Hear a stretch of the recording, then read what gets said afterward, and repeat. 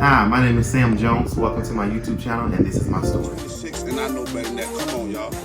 I do not respect that. Everybody have their own opinion. The people that might get mad. So, I'm just going to tell you a little bit about me. I come from a humongous family. I have 6 other siblings. All together, that's 7 of us together. We all lived in the same household. I had a pretty good and decent childhood coming up. I had the best parents. I had the best grandparents. Everything really didn't start for me until I got older. That's where when I first started elementary school, that's where people would basically say stuff about me. That's where I basically got bullied. But before I start going to to grade school, basically, I was homeschooled. So I really didn't get a full vibe of school itself until I went to school age school. And that's where people would talk about me, and I would act a fool, I would act out, and get suspended from school, basically doing stupid stuff. Like one time, I called my teacher the B word, and then it really didn't click. Like it really didn't click for me until I got older, like when I was in the 9th grade. Like sometimes I wish that I can go back and I can change certain things that I did on my part. But like I said, I would get suspended from school, and then I would wonder why certain things was happening to me and not happening to everybody else. So, and then around this same time, I lost my grandmother when I was 12 years old, and I believe at that time that they didn't want, like, I was underage, and I didn't know that at that time that you had to be of age to go into the hospital room and see her in the capacity that she was in. And so I didn't get a chance to tell her bye. And so at that moment when I was 12 years old, it didn't affect me then.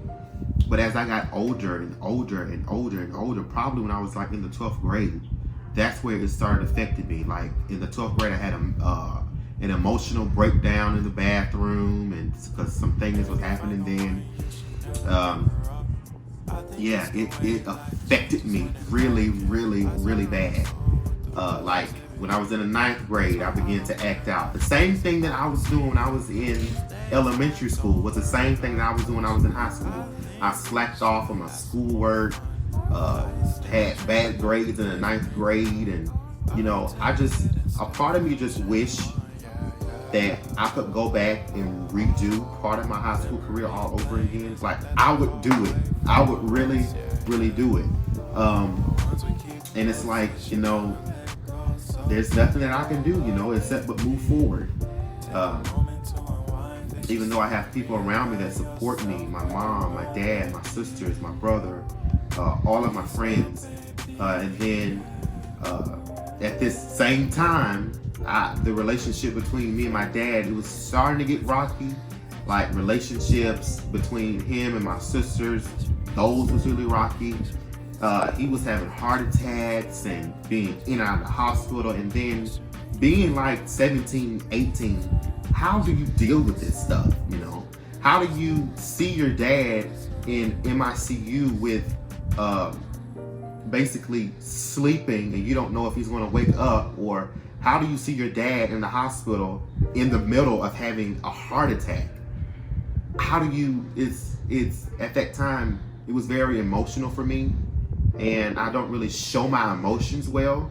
So I'm learning, now how to, get through that and talk about everything. But it's like then I didn't really know how to talk about my emotions. I didn't really tell anybody about my emotions. And I had like sort of a therapist, but I wouldn't really talk to her, and I wouldn't really tell her anything. So, you're 17, you're 18 years old, and you have all of these emotions like that is building up on the inside of you, and it's like it's just eating you alive.